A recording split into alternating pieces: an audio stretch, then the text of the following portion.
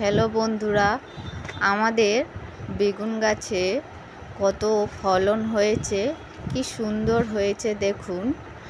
আপনারা যদি এমন বেগুন গাছে ফলন চান তাহলে আমি কিছু ঘরোয়া টিপস বলে দেবো।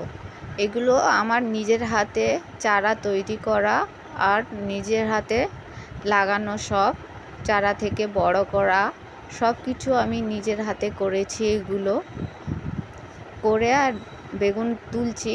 এর আগেও তোলা হয়ে গেছে, তুলে অনেকবার খাওয়া হয়ে গেছে। এবারে প্রচুর ফলন হয়েছে। ফলন দেখুন, এক একটা করে আমি তুলছি। এই ফলনগুলো অনেক বেগুন বেরোবে। দেখুন, এই আর একটা তুলছি, অনেক বেগুন বেরোচ্ছে, প্রচুর হয়েছে বেগুন। তোলা হয়নি, 2-3 দিন তোলা হয়নি, 2-3 দিনের পরে তুলছি। অনেকগুলো বেগুন হয়েছে, সবগুলো তুলে নিয়ে আপনাদের দেখাচ্ছি।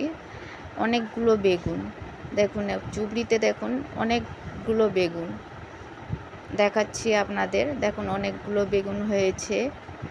আমি বেগুন গাছে কিছুই দিই না, শুধুমাত্র দিই সর্ষে খোল আর নিম খোল ভেজানো জল, আর বাড়িতে যে সবজির খোসা আসে, সবজির খোসাগুলো শুকনো করে রোদ্দুরে সেগুলো গাছের গোড়ায় দিই, দিয়ে তারপর জল দিই, প্লেন জল দিই, আর কিছু দিই না।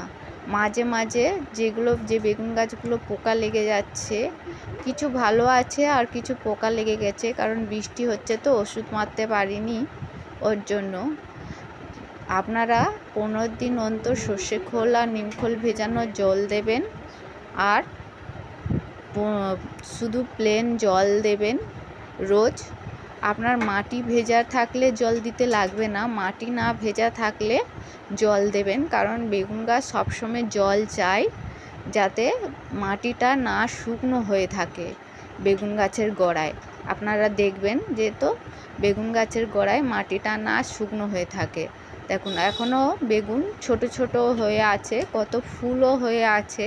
ছোটোগুলো বড় হবে, ওর জন্য ওইগুলো তুলিনি, ওইগুলো রেখে দিয়েছি, ওইগুলো পরে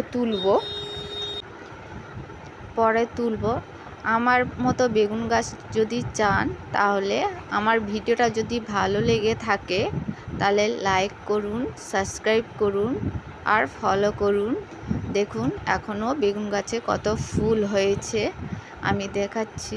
বেগুন গাছ চেহারাও খুব ভালো হয়েছে। Bye, tata.